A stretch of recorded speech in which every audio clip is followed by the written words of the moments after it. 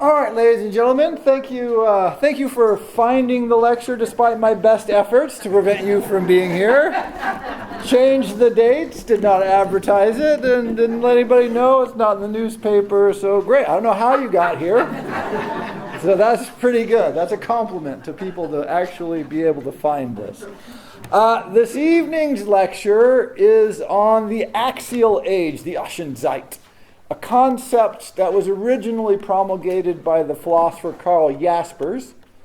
And if you've been paying particularly close attention to this series called The Ancients, Lao Tzu, the Buddha, Aristotle, Socrates, Plato, Zarathustra, and many, many other philosophers who are, if you can look on the back page here, it'll give you the list.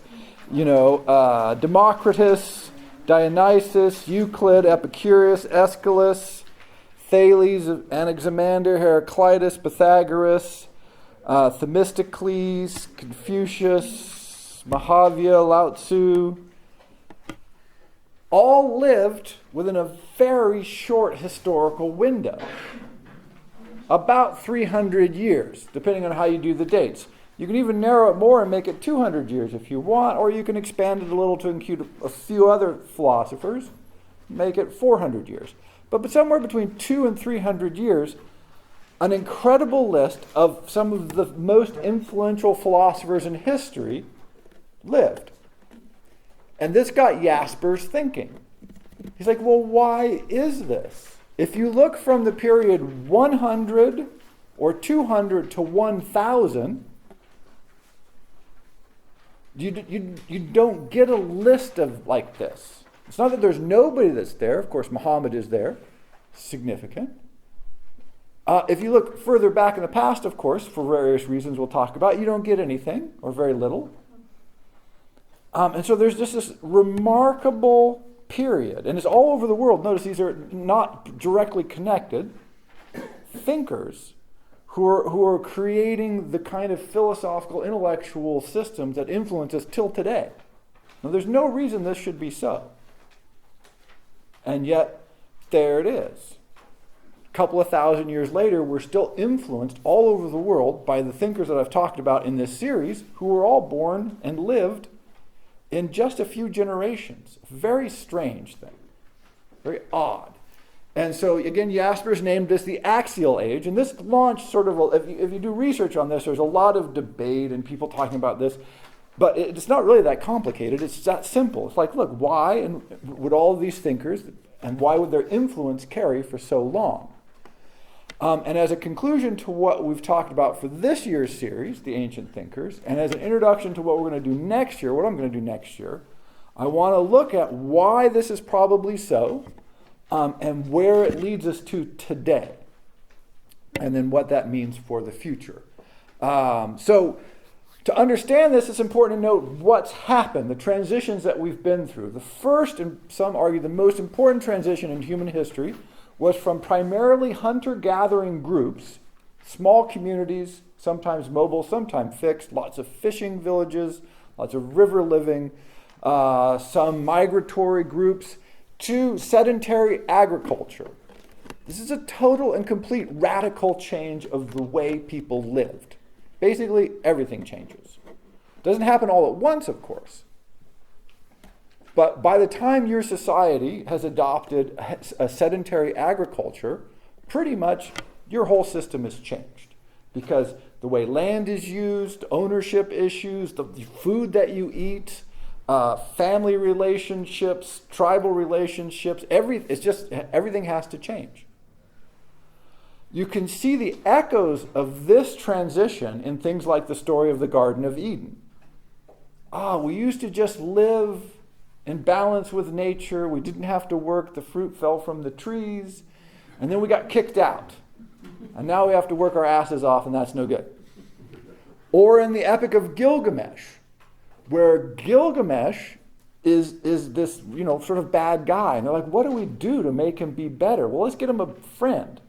And the friend they get him, Enkidu, is living with the wild animals. He is the untamed human. And so that, again, you get that story of that transition from being wild, uncivilized, tribal, powerful, and then making the transition so that he can be a friend with Gilgamesh. This is also there again. So this is the first huge transition. And so that takes place, pick your date, starting about 10,000 years ago, give or take 1,000 years, and rolling along merrily till about 3,000 years ago. Again, give or take. At some point, right around 5 to 3,000 years ago, or 5 to 3,000 years BC, actually, you get a couple of things happen. One, you get the Bronze Age kicking off. And the Bronze Age has some important influences. One, if you have bronze and the other people have stone spears, sharpened sticks, and rocks, you win. Ha-ha. So bronze is good. Plus, bronze is beautiful. So not only can you kill people effectively, you look good doing it. Now this seems crazy, but you have to remember that in the ancient world, what a leader is responsible for is security and looking good and making you look good. So jewelry, emblazoned goods of all kinds, and you have to imagine that you're going out to battle and you have a sharpened stick with a nice stone on it. These are very efficient, by the way. These are not, rudiment elements. They're very dangerous. And then across the way, you see somebody in just glowing bronze armor, shining in the sun, with a sword or a long spear with a big bronze tip on it. This is intimidating as hell. One, it's hard to pierce the bronze armor, but two, it just looks so intimidating. And so trade goods, power goods, status goods, bronze. You got to have it. And so all these networks of trade start to expand because you need copper and you need tin. And generally copper and tin don't occur at the same place at the same time. And so you're trading huge networks to get the tin and the copper together so you can make quality bronze. Sometimes then you add lead, even better bronze. Now you're in business. And so if you read the Iliad, part of the Iliad is a Bronze Age story. And then it's a memory of a Bronze Age that fails, that collapses, it goes away. But a lot of that story is set in a Bronze Age culture. But those transitions had incredible meaning. Part of that meaning is the growth of cities. So not only this trade is going on, but cities, as agriculture gets better, start to grow.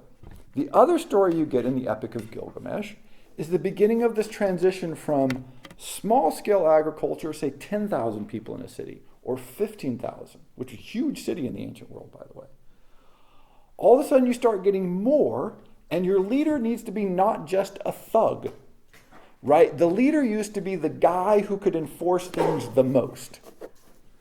And if you read the Epic of Gilgamesh, the great story there, the problem he has is he just goes around killing everybody and stealing all the women. And people go, that's not a very good leader. And they pray to the gods and they say, we've got to do something. This is not the kind of leader we need now. Because now the cities are growing. We need new systems. And basically that growth continues until you get to what we call about the Axial Age. Now it occurs at slightly different locations, at slightly different times, but it's a whole series of problems that comes together.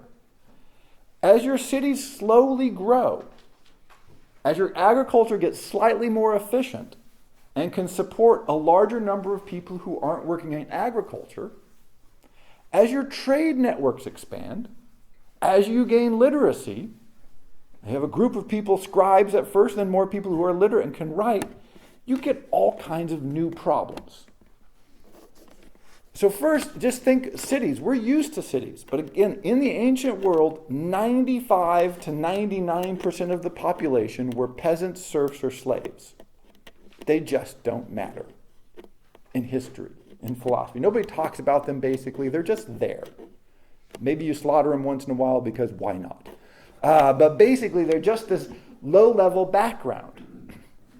And so when you early on move into the small cities, you just have basically a big guy who enforces everything with a priesthood. Life is good. No problems. Simple, very hierarchical.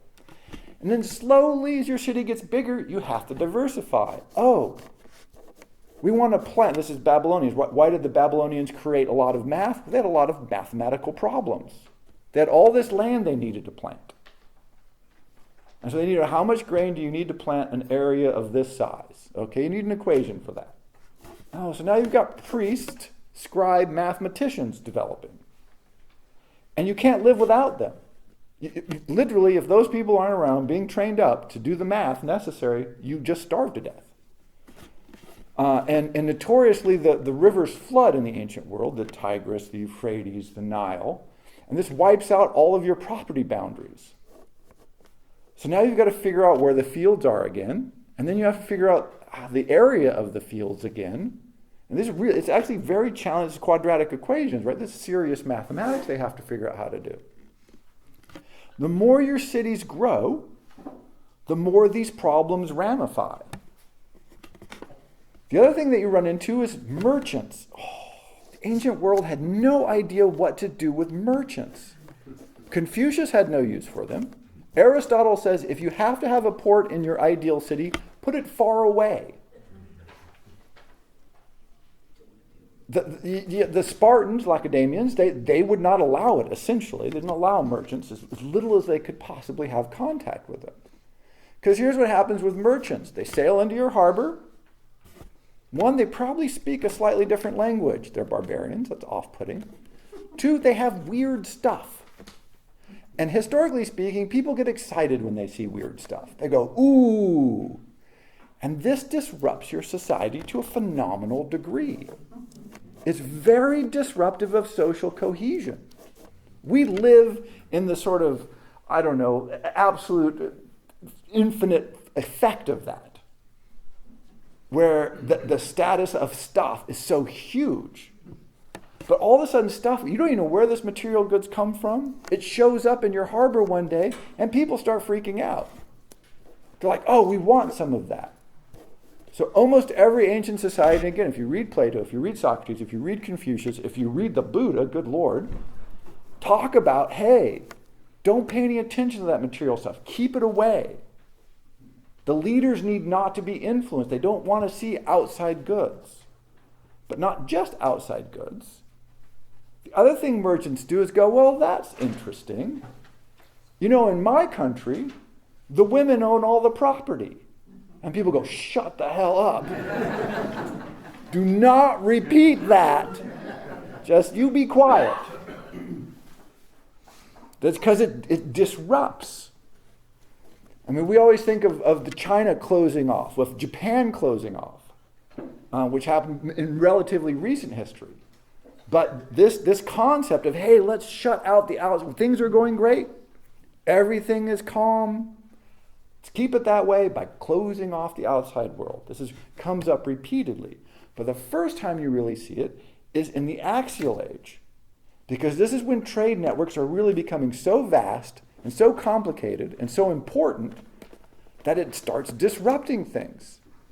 Your citizens start traveling. If you ever read great Herodotus history, see, Herodotus' history is weird because they always say, oh, it's the history of the Persian Wars. It's not. It's a travel log. He just wanders about in that and just says, oh, well, over here the people, they eat the people. They don't bury them. When you live to a certain age, they just have a party and they eat you, and that's great. This is true. I'm not making that up. It's in Herodotus. Or these people leave the dead out to be eaten by crows. It would be the Zoroastrians, of course. Or these, all these different burial ceremonies, all these different ways of treating slaves, all these different ways of treating women, all these different things they do with money. And then the people come back. And they go, hey, things don't have to be this way. They could be different. Oh, that's a problem. This is a real problem in the ancient world. It disrupts, it's culturally disruptive. Because I'm in charge, or the oligarchy is in charge, whoever's in charge does not want to hear things can be different. They want to hear that this is how it must be for all time going forward, and that's how it's been for all time in the past. And don't disturb that. And then you start getting money. Oh, the funniest passages in Aristotle is when he tries to write about money. Because A, he has no idea what he's talking about, and B, he hates it. And again, this is money just totally upset the ancient world. Because they're like, you take seed, you plant it, you grow grain. Excellent. You take money, you loan it out at interest, it makes more money? That can't possibly be, because it's not alive. So we're going to make that illegal because it freaks us out. And yet, of course, everybody did this because loaning money at interest is such a great idea that everybody recognizes immediately that this is what you want to do. We forget that the democratic revolution in ancient Athens was set off because people kept selling themselves into slavery. They used themselves as security for loans, which they tended to then speculate with in the markets. Does this sound familiar? See, it's nothing new under the sun, you know? And so they're like, wow, this is bad. Don't sell yourself into slavery. We've got to do something. And of course, the people who had the money were cornering the market, and so everybody was becoming a slave except for a few people who were becoming incredibly, fabulously wealthy by loaning money, which just doesn't make sense. Did not make sense to them. So all that Confucius writes about this, they all write about it. What do you do about money? What do you do about all these weird material goods that are coming into our society? What do you do about money that's coming in? We didn't have this problem before. How do you distribute it? Do you tax it? Do you just keep people from having it? And Plato says that in the Republic that the people who are going to rule, the philosopher king, should basically never touch it. It's best if they pretty much didn't know it existed. Which is crazy if you're Athenian and you live on trade, which is sort of, Plato was not in keeping with the tenor of his city-state. He was very critical of it, and one thing he did not like was all these trade and merchants and money stuff going on. So they passed all over the ancient world during the Axial Age, they passed all these sumptuary laws to restrict when you could buy, what you could buy, how much you could buy, what you could charge. They're always trying to control this because, again, they felt it was disruptive. So you've got trade networks going crazy, you have the scale of the city increasing, you have money coming into prominence, and then you have writing. So again, something that we take for granted, but literacy is brand new. If you were literate in the ancient world, essentially you were an important, powerful person. Because nobody else could sit around for years and years acquiring the specialty necessary to be able to read and write. Particularly when you're looking at ancient languages, which tend to be what are called scribal languages. So if you're a scribe, your best interests are served by having the most complex possible language. Because this makes it really hard for other people to learn it. This is called employment. Right? You don't want just anybody learning the scribal language. You want to control the scribal language. It didn't take the scribes but about 12 minutes to figure that out. And also the language was written for people who were phenomenally literate. And so if you spend your entire life doing nothing but essentially being literate, you want complexity because it's interesting. You don't want simplicity because that's boring. You want fascinating, subtle, hugely complicated, incredibly expressive possibilities. And so scribal languages tended to be hugely difficult to learn. But the population, as you need to do record keeping, bureaucracy, is invented immediately as you get a city. A guy with a clipboard apparently shows up with a form that you have to fill out that makes no sense. They had cuneiform tablets, bunch of forms that make no sense, right? Really, they had them first moment. But slowly that evolves into literacy and literature. Poems, songs, stories, myths, legends, all get written down. And eventually philosophy. People start thinking about all this stuff. And what's important is when you reach a critical mass, those texts can survive. All of the philosophy that we have may have been thought of 100 times over 1,000 years earlier, as far as we know. But if you don't have the writing, and you don't have writing that can survive, and a method of handing it on, then it vanishes to history. So part of the Axial Age may simply be a coincidence of the development of writing and the capacity to maintain writing. And this has been different in different places. Again, we have the Babylonians from so long ago because clay tablets, if you bury them in the desert, last a long, long time. Papyrus tablets, if you bury them in the desert, don't last for a week. So we have a lot less from the Egyptians' earliest period than we do from the Babylonians, just because of what they wrote on. So, part of this is just that technological development. Oral traditions work for a long time, but if they're never written down, they tend to get lost. And so what we have are those philosophical literary traditions that survived. But that requires a critical mass of literate people, which requires a city of a certain scale. And so one of the things that's happening in the Axial Age is this development. Again, the cities get sufficiently big that writing has enough density to be shared and passed around. So that's the inheritance part of writing. The other part of writing is, not sure why exactly, but it tends to change people's thinking. If you're literate and you're writing things down, it tends to change the way you think about the world. This is pretty clear. And Plato, in the Platonic dialogues of Socrates, particularly the Phaedrus, Socrates says you should not write things down. It ruins your mind. It destroys the way you think about the world. Because what happens is people start thinking what's been written down is true. What a strange thing. You start believing what's been written. And Socrates thought that was a threat. And he says the problem with what's written down is you can't question it. If somebody says something you're not sure about, Socrates says, you can say, hey, I'm not sure about that. Which is basically all Socrates did his entire life. To say, hey, I'm not sure about that. But if you write it down and people believe it, well, you can't question it. Socrates saw this very clearly, this threat of the texts that become unquestionable. He thought this was dangerous. He's probably correct. But it started to shape things. So this literacy takes on a life of its own. It becomes a power in its own right. And challenges all kinds of assumptions. Just to give you an example, this is very recent.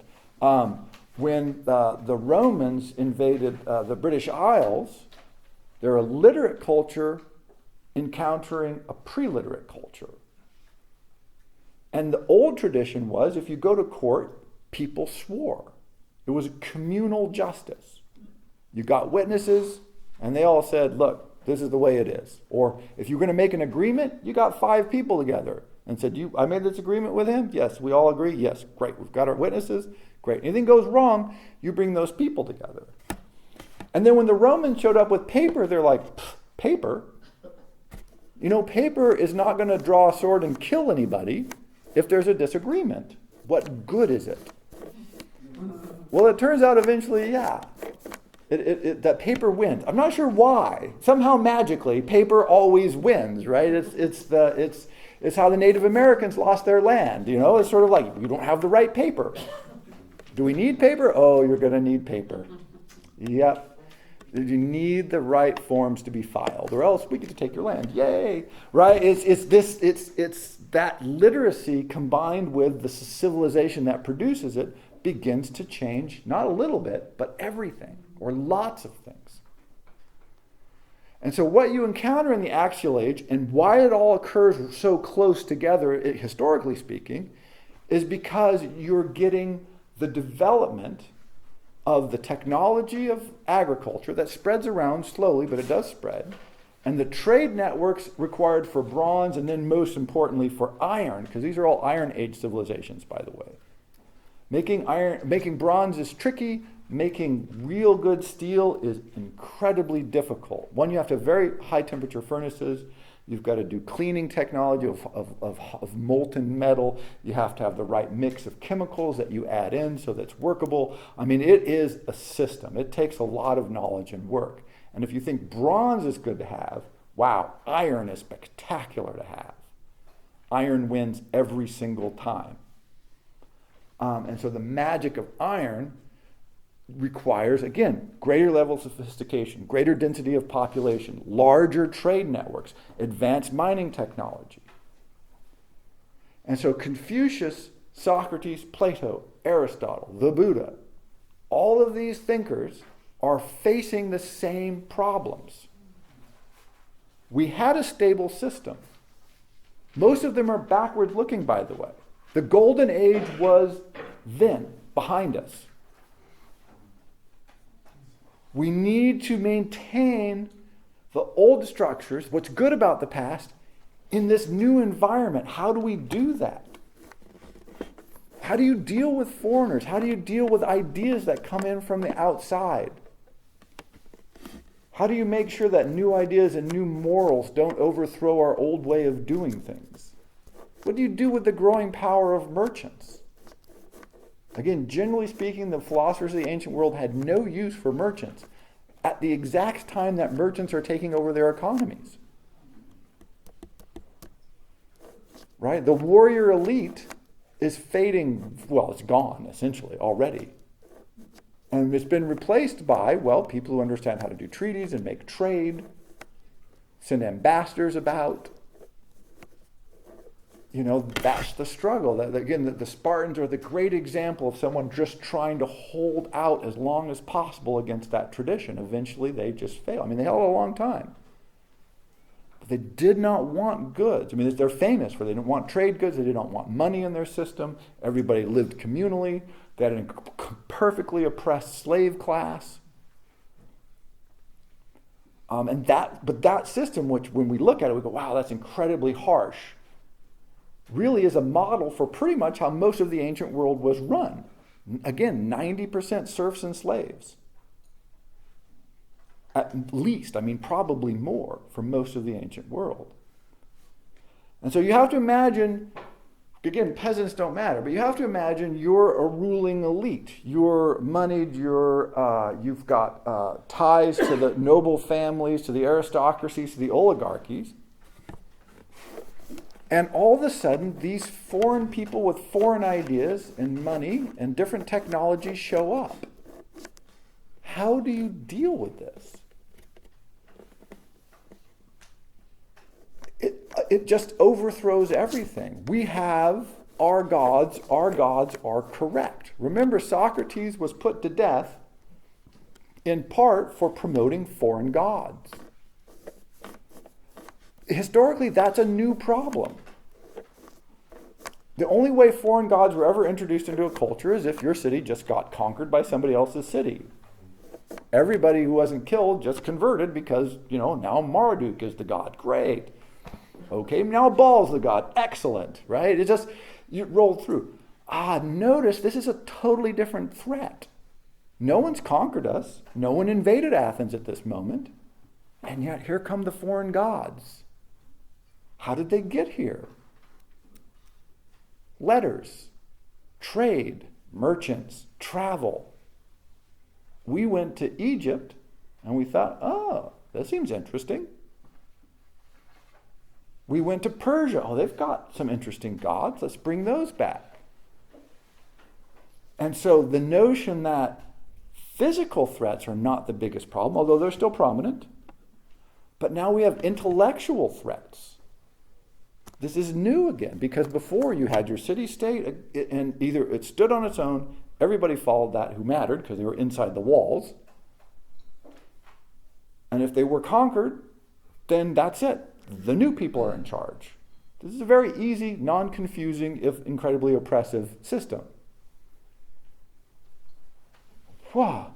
Also think about this. Here you are. You're the son or daughter of an incredibly powerful noble family. And some mid-level craft person makes the ancient world equivalent of $10 million, trading God only knows what with people we've never even heard of. And they just bought the mansion next door. And they have vastly more money than we do. This is a threat. Not only does it make you feel bad, it's like, hey, we're in charge here. No, well, maybe. unless we buy some votes and sort of, right, so this is a new rising power.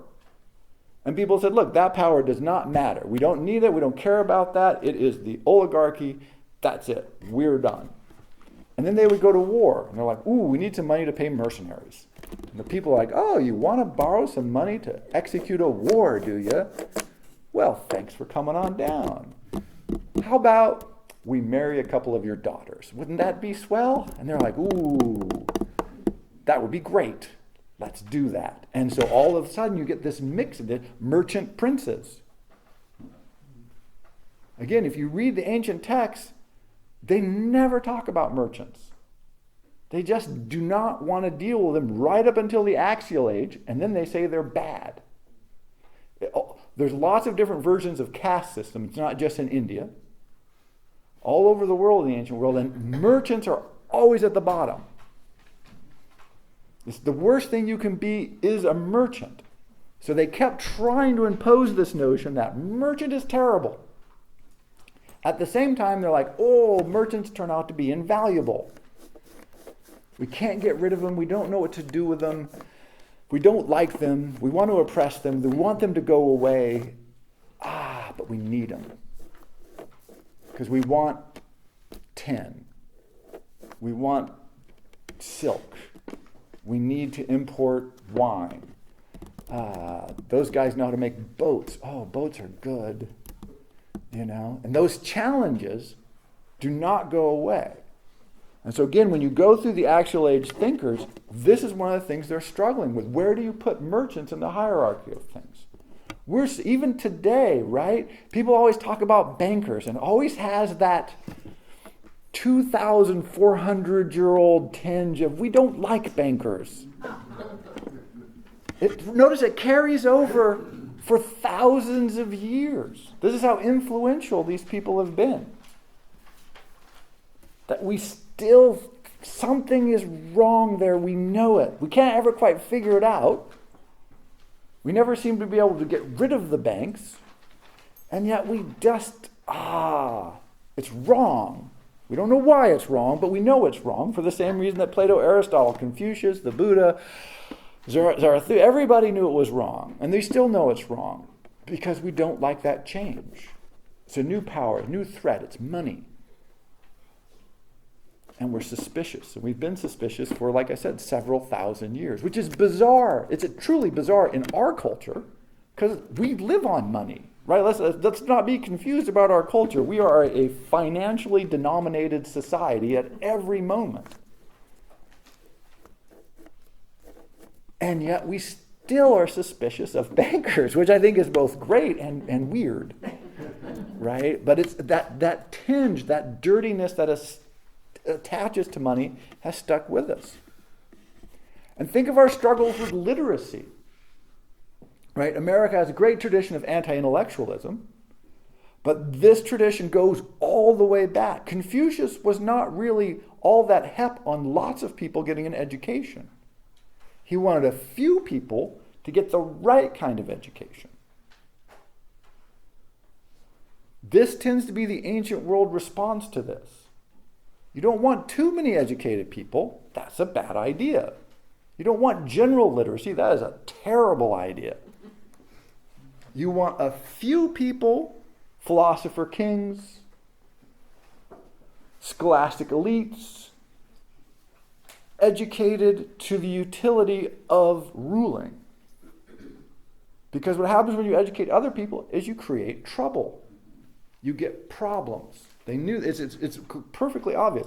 So again, when you read these Axial Age philosophers, most of them, not all of them, but most of them have this similar outlook on this. They're like, just don't educate the people. Education is this kind of education for a very narrow group of people. Everybody else needs to just toe the line. Because it's better for everybody if we can all just agree. The problem they ran into, of course, immediately is the craftspeople, which is another thing that we're still trying to work out. Is when you get cities and you start wanting to have navies and you want to make iron and you want to make villas and all those, you need people with skills and crafts and technology and capacities. And so they started saying, all right, okay, we'll let craftspeople exist. So you can have crafty education, but we don't want you to have philosophical education. Right? And so to me, and again, you get this, Confucius is all over the place, right? What people need to know how to do their jobs, and that's it. It makes them unhappy to know more than what is necessary for them to do their productive labor. So don't give it to them. Our current obsession with STEM, I always think, is simply this logic, again, 2,400 years later. We know we want people in science and technology. I'm not sure we know why, but we think it's good. And we know there's some educational component to that, although we don't know what it is. So we think, right, train people to program things for some reason, because that's good. But they don't need any other training. They don't need more education than that, because that just confused them. It has no utility value. Right? This is the notion, this is a craft education. The idea of, you're gaining a finite set of skills to do a very narrow job, and then you won't cause trouble. Well, the Axial Age philosophers come up with this idea because they're the first people who faced this problem. Before this, cities were so small, the problems they faced were so rudimentary, you didn't need a lot of craftspeople. A generalist could do basically everything. You needed a few people who know how to make weapons, but slowly it grows. By the time you want to make something like a trireme, you need a hell of a lot of highly skilled individuals. Oh, you want rope? Well, you can't go to Home Depot and buy rope, right? It's not, you've got to make it. Oh, how do you make it? Oh, well, the best rope is made with Cecil from Egypt. Well, how the hell do we get Cecil from Egypt? Well, we trade with him. Here we go, right? The whole problem. So, but you want to have triremes in the ancient world. You want to have trade ships. You want to do all of these things. And so all these problems rise up simultaneously. And again, that's what's important about the Axial Age, is that thinking still obsesses us. It still influences the way we look at the world. And then, and this is the general argument about the Axial Age, is all of these elements, the literacy and the money and the trade and the exposure to foreign ideas and the educated elites that start to rise up, as suspicious as everybody always is of educated elites, people start to think differently. A group of people rises up and they start going, if everybody has different gods everywhere you go, maybe this whole God thing is a bit dubious.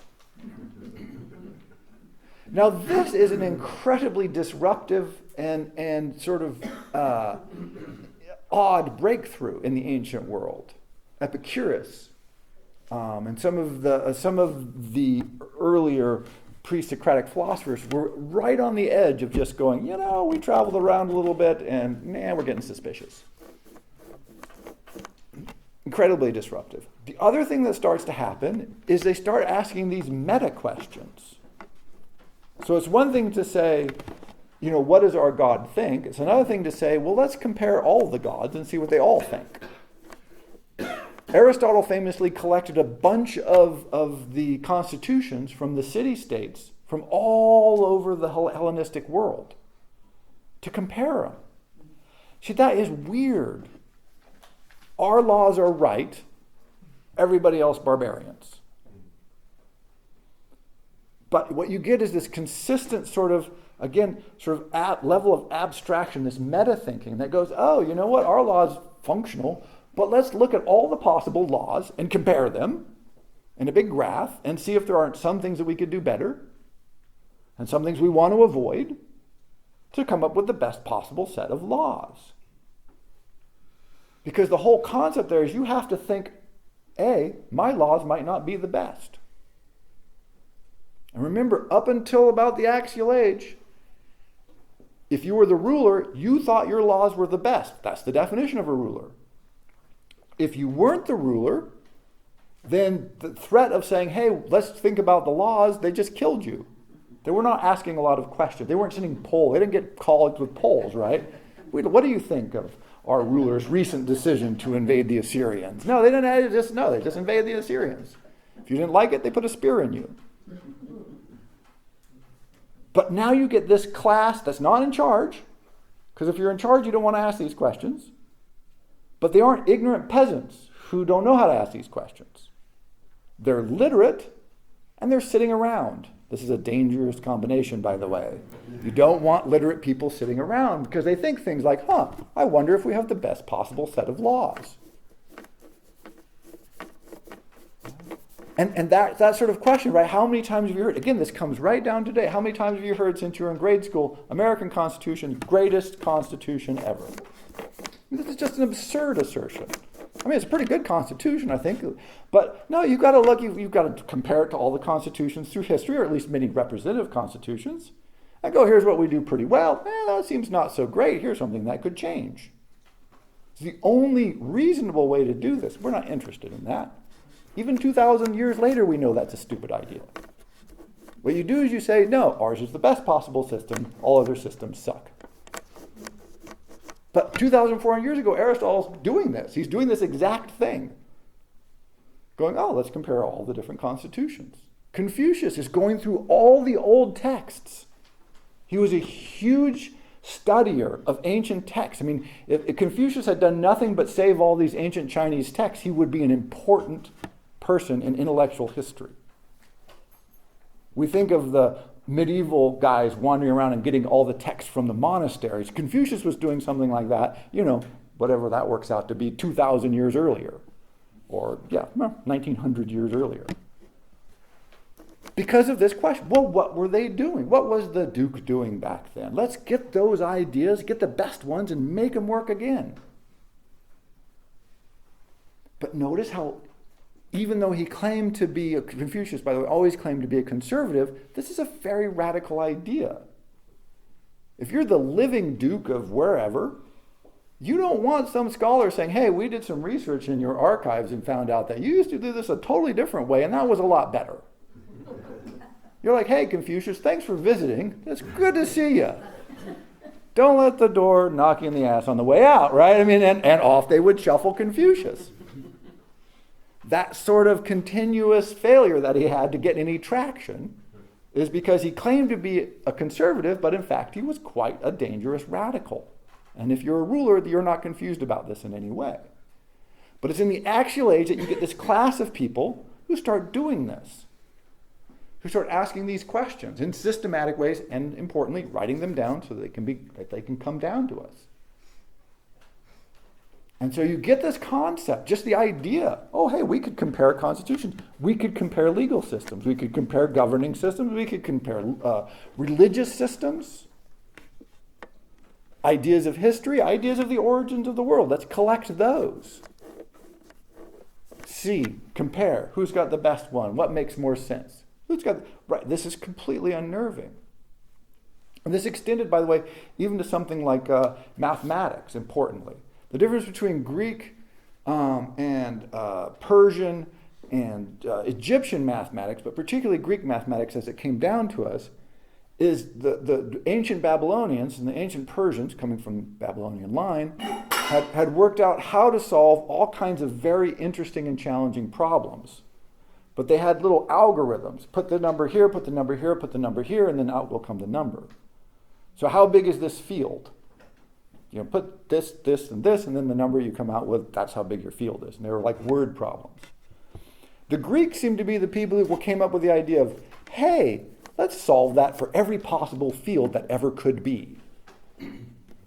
This is a strange level of abstraction because there's no reason to do that.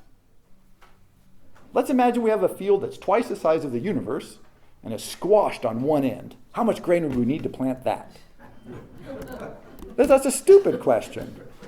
But the Greeks could tell you. They're like, we can work that out. We know how to do this. We've got Diophantus, we got Euclid, we got Pythagoras, we got these guys who are doing these kinds of stupid questions. We don't know why. It's not functional. But it's that weird level of abstraction. Now, I think some people take this argument too far and say, then totally, human mind was transformed and all this. I'm not so convinced about that. I think our humans have been perfectly capable of doing this for a great period of time. But now you have an environment where you have the leisure. You just need leisure. You need to be able to sit around a long time to think, Imagine we have a field twice the size of the universe. See, you have to be eating regularly. You have to be clothed. You have to be relatively safe. And you have to be incredibly well educated to think something that daft. Right? I mean, you need those. And that's rare historically. And you also have to not care what the leader or the priests or the other people really think. Because they don't want you to think about that stuff. And it also is very helpful if you can get foreign ideas. If you can start lifting stuff from other smart people and other smart cultures. Which even today we're still dubious about this.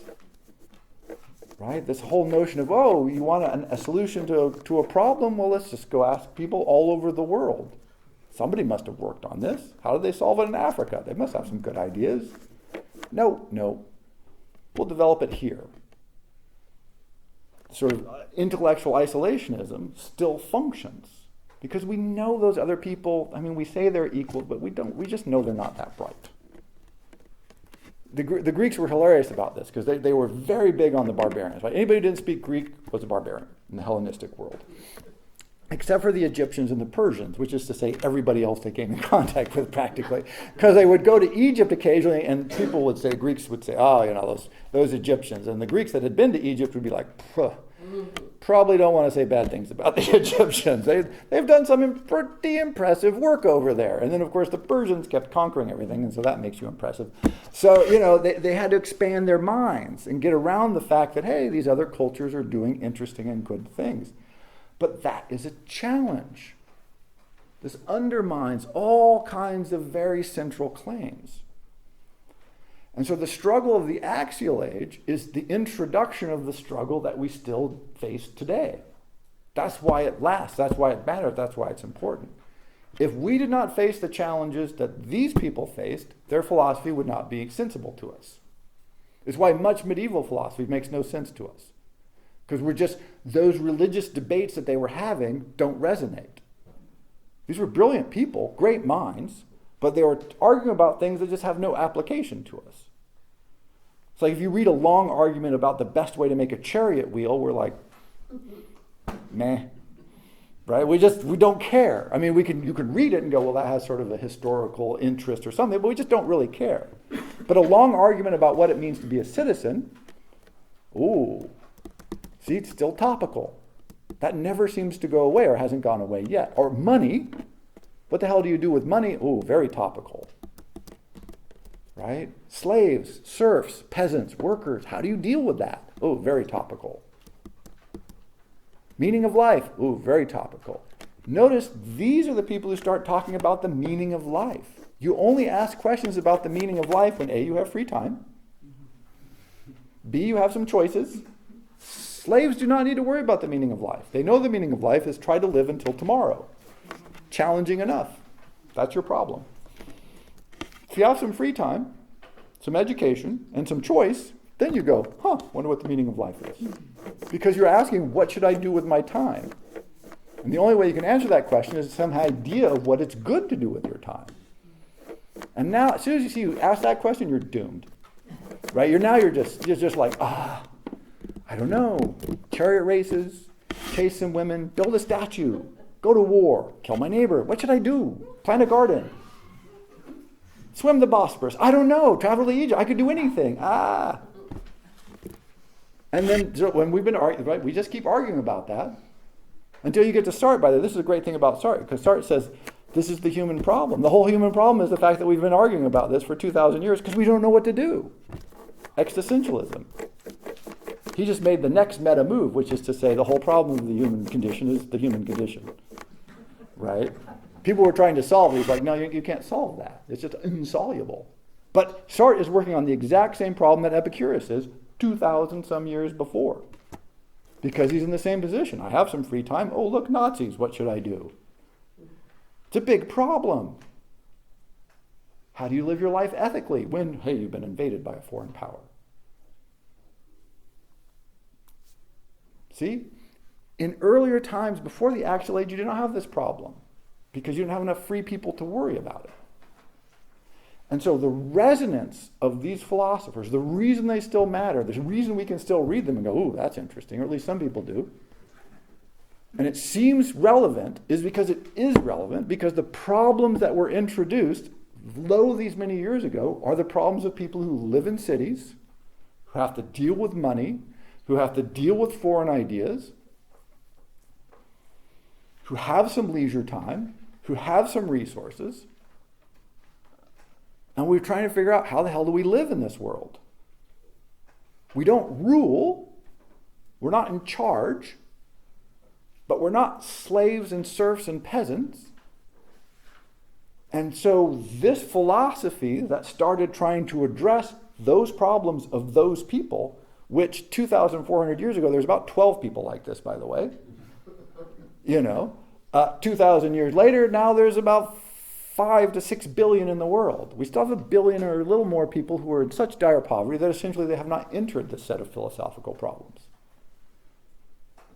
Hopefully we can give them existentialism, right? That's the gift of wealth. Here, have some food and have some psychological and fascinating philosophical conundrums. Congratulations, right? This is what you get. It's a package deal.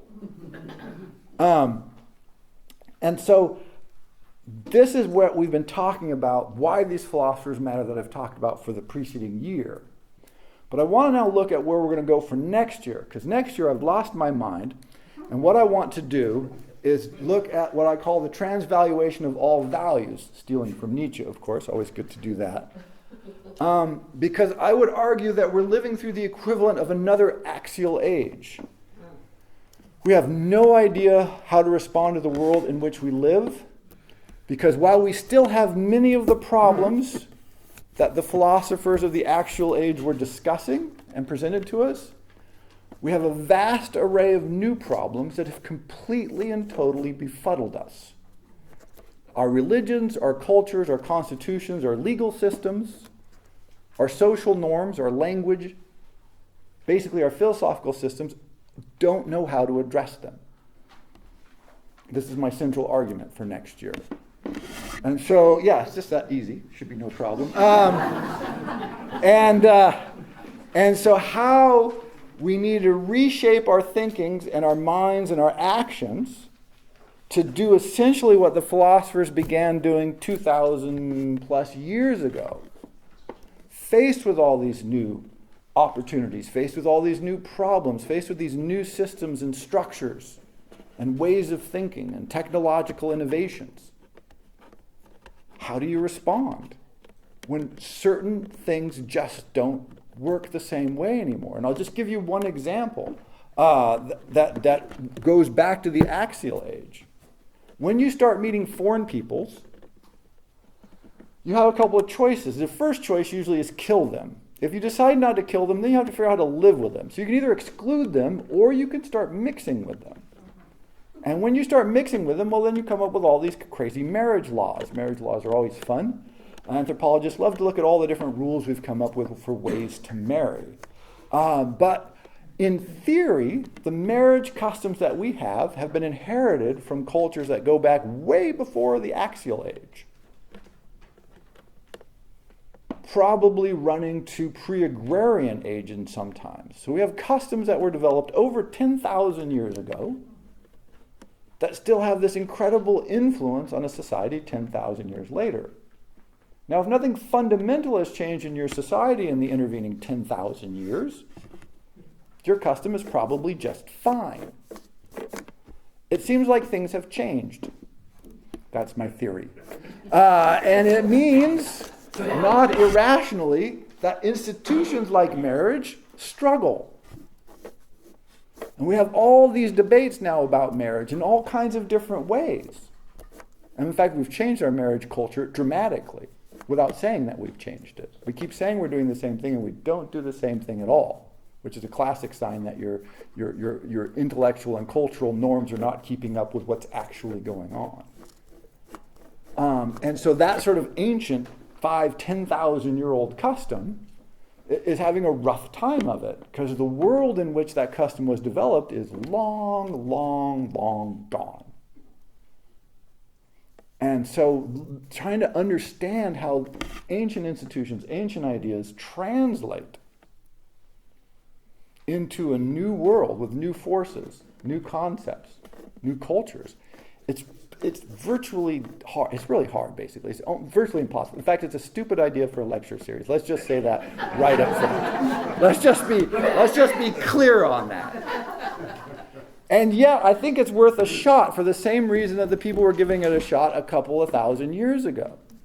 We don't think of them as facing technological innovation, but they were. I mean, when someone develops a new kind of pot, those urns, those beautiful urns that they shipped everything in. Man, I wish Amazon would ship things in Grecian urns. Wouldn't that be great? Because then I would really like to get stuff from Amazon. I would just throw out what was ever inside and just keep those beautiful urns, right? No, we get ugly boxes. Urns. Let's push for urns. But that development of a new urn does a couple of things. Like people go, oh, that's beautiful, we want it. 2, it's very efficient at carrying this, so we need to copy that. And 3, it means that your potters, your people who make this, they have to change. And so what we call, technology advancing, it was already happening. The second a ship lands with a superior product, all of your craftspeople and your traders go, ooh, problem. Got to solve that.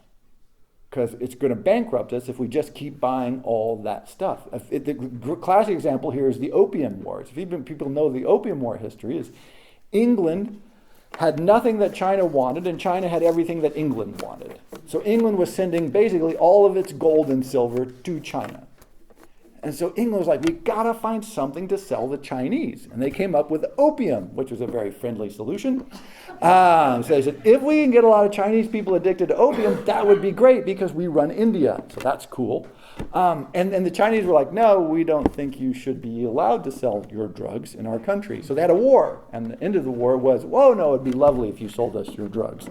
And then England got their gold back. Right? So there was, and that's not 2,000 years ago. This is recent history. That the fact that England couldn't come up with something to compete with the goods from China forced them to go to war with China. And this was happening in the ancient world just over and over again. Where somebody developed something that's better, new, you either outlaw it, that was always popular. Oh, no, nobody can buy that. But then that tended not to work. Smuggling has been popular for a long, long time. And so then you go, oh, we have to do something to compete. We either have to conquer those people, we have to force them to integrate with our society, or we need to just copy it. Make something like it that people here will consume, and this will balance things out again. So we think of our time, we are living in a time of unprecedented technological development, but the response started 2,400 years ago. The necessity of reshaping your thinking to continuous pressure from outside technologies, outside markets, outside peoples, outside ideas. That's what's new about the Axial Age. Before then, you could live moderately isolated. You could have a small controlled space, or even a large controlled space, where very few people had access to any resources, and so they just told everybody else what to do. 99% slaves, 1% ruling, 5% ruling.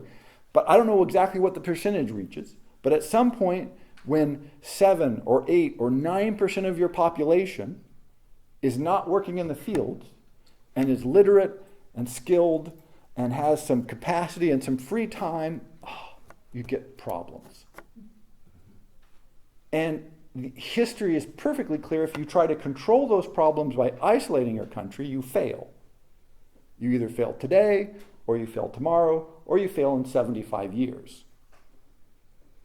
But basically, eventually, someone is going to have worked out something that destroys your way of life. And so this process that feels so inevitable, feels so modern, feels this constant pressure of new ideas, new concepts, new goods, new technologies, started there. Or at least started there and influenced the thinkers who had the capacity to write it down and have it come to us. And so taking those concepts, those challenges, and then writing them for next year's lecture into today, That's sort of my concept. So, ladies and gentlemen, the Axial Age, and thank you very much for attending this year.